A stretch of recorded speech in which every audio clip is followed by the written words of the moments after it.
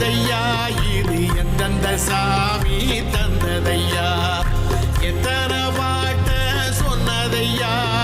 சுத்துற பூமி கண்டதையா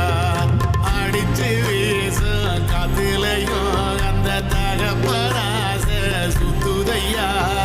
பிடிச்சு பூக்கும் விதையிலும் ஒரு வம்சத்து கதையே உள்ளதையா 100 தலைமுறை சேர்ந்து செதுக்குன ஈர நலம் இது பாறையா